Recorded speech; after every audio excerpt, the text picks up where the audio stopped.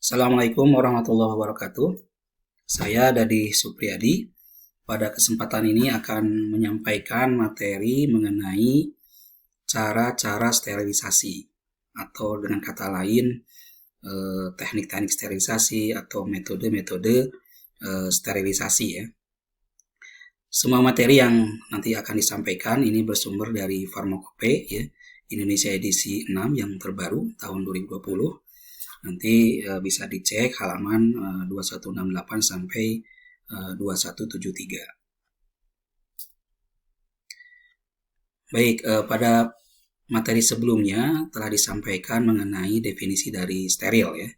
Jadi steril itu adalah kondisi atau keadaan di mana bebas dari mikroorganisme ya, baik yang patogen maupun non patogen, baik bentuk vegetatif maupun bentuk spora. Nah, untuk mencapai keadaan steril tersebut ada upaya atau proses untuk mendapatkan keadaan steril, itu namanya sterilisasi ya. Jadi sterilisasi adalah upaya atau proses untuk mendapatkan keadaan steril. Nah, di Pharmacope Indonesia edisi 6 itu ada 5 cara-cara sterilisasi ya.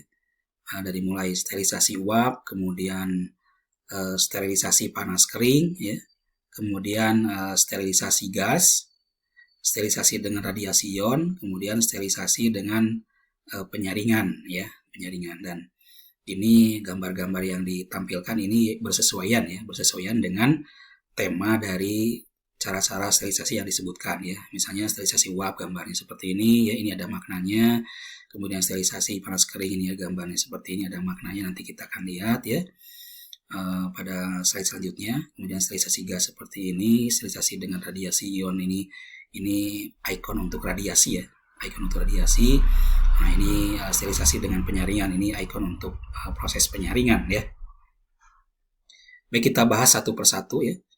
Yang pertama tentang sterilisasi uap. Artinya di sini sterilisasinya menggunakan uap ya, uap air tentunya ya di sini ya, uap air yang kondisinya jenuh ya, di bawah tekanan, yang tekanan lumayan tinggi ya, di suatu bejana ya. Ini seperti ini, alatnya mirip yang disebut dengan autoclave ya. Ini alat untuk skala lab ya, tentu kalau untuk skala industri ini akan berbeda ya, kapasitasnya lebih besar ya. Jadi nanti kalau misalnya ada praktikum ya di luring ya, di lab, nanti akan diperlihatkan bagaimana alat autoclave-nya ya. Jadi ini sebetulnya prinsipnya seperti panci presto ya. Di situ akan ada uap jenuh ya di bawah tekanan ya. Itu yang akan membunuh mikroorganisme yang ada di dalam alat tersebut ya. Jadi reaksinya adalah reaksi hidrolisis oleh uap air terhadap mikroorganismenya. Nah, metode ini yang paling banyak digunakan ya. Jadi sterilisasi uap ini paling banyak digunakan karena lebih efektif ya. Jadi di sini satu siklusnya itu suhunya 121 derajat Celcius selama 15 menit ya. Jadi prosesnya itu untuk mencapai keadaan steril itu dibutuhkan suhu 121 derajat Celcius selama 15 menit ya. Jadi 15 menit di sini dihitung ya dari mulai tercapainya suhu 121. Jadi ketika alat ini belum menunjukkan 121 derajat Celcius itu belum dihitung waktu sterilisasinya ya. Jadi waktu sterilisasinya itu setelah tercapai suhu 121 derajat Celcius selama 15 menit ya. Nah, tentunya metode ini cocok untuk bahan yang tahan pemanasan ya, karena di sini ada proses pemanasan dengan sampai suhunya 121 derajat Celcius. Jadi untuk bahan yang tidak tahan panas ini tidak cocok disterilisasi dengan menggunakan sterilisasi uap ya. Baik, yang kedua itu adalah sterilisasi panas kering ya. Kalau yang tadi yang sebelumnya itu panas uap ya, jadi ada media untuk membunuh mikroorganismenya adalah uap air yang jenuh ya. Nah, sedangkan sterilisasi panas kering ini adalah udara ya, udara yang kering yang panas ya. yang panas, kering ya. Jadi di sini tidak ada kandungan airnya di sini ya.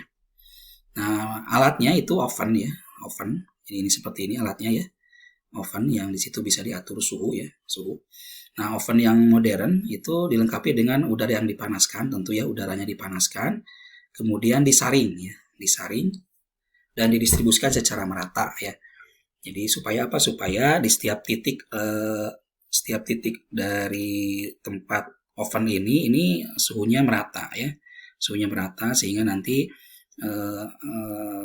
proses sterilisasinya lebih efektif ya, lebih efektif dan efisien seperti itu ya.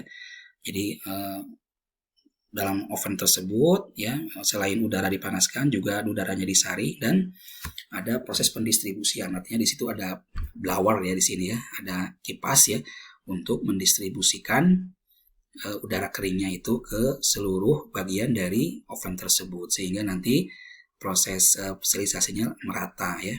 Jadi di setiap tempat itu tercapai suhu yang diinginkan ya. Nah, kemudian suhu dan waktunya ini tergantung bahan yang disterilisasi ya. Nah, kalau di sterilisasi uap tadi ya, yang sterilisasi uap ini suhunya 121 derajat Celcius ya selama 15 menit ya. Ini sudah merupakan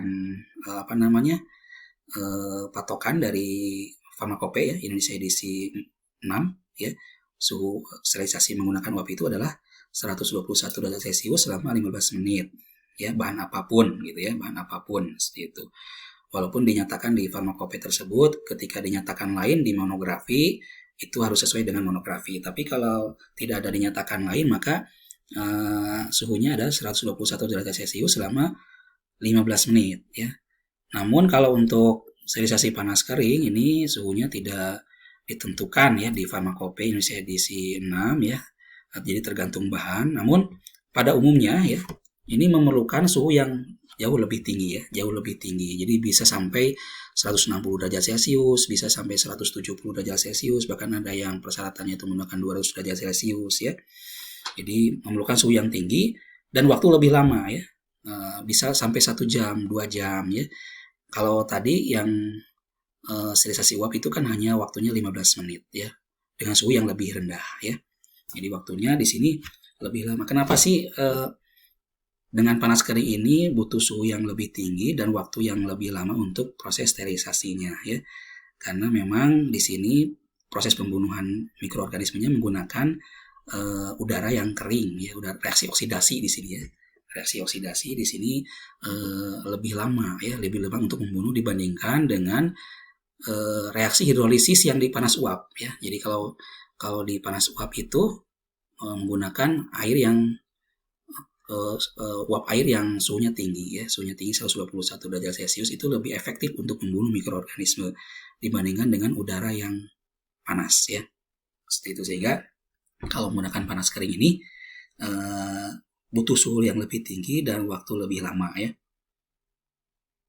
Kemudian umumnya ini untuk alat gelas dan bahan berlemak ya. Jadi tidak ketika tidak cocok untuk yang panas uap. Jadi kalau panas uap itu untuk yang berair ya. Untuk yang berair yang tidak berlemak, karena di situ menggunakan uap air tentu kalau bahannya berlemak itu tidak bisa tembus ininya ya, kalor dari panasnya itu untuk membunuh mikroorganisme.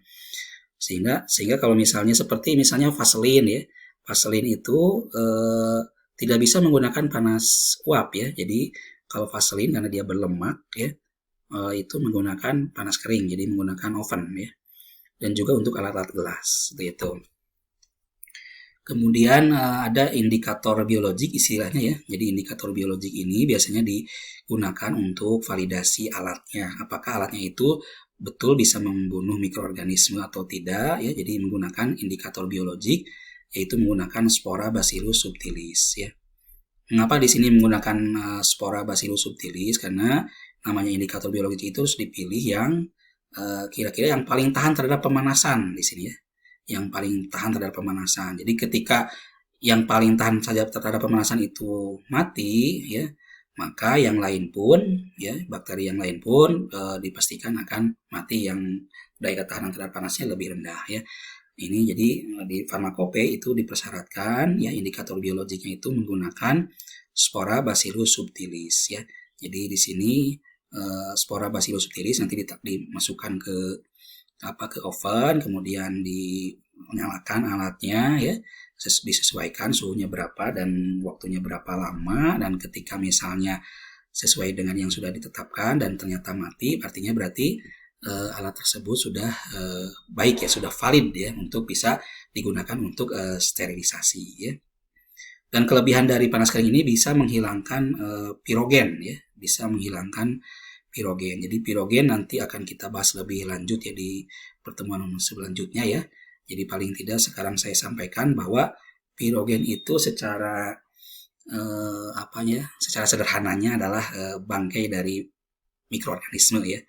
Dia tidak hidup ya, tidak hidup, tapi dia bisa menyebabkan demam ya pada pasien kalau misalnya di dalam sedianya itu mengandung pirogen ya, sehingga harus dihilangkan ya, harus dihilangkan. Nanti kita akan bahas lebih lanjut tentang pirogen ya. Nah, kalau sterilisasi panas uap itu tidak bisa menghilangkan pirogen, tapi kalau panas kering ini bisa menghilangkan pirogen. Itu kelebihan dari panas kering dibandingkan dengan panas uap ya. Baik, sampai di sini pertemuan pertama bagian pertama ini ya. Pertemuan kedua bagian pertama ya. Nanti kita akan lanjutkan ya pada pertemuan kedua bagian kedua, kita bahas metode yang lain ya. Baik, assalamualaikum warahmatullahi wabarakatuh.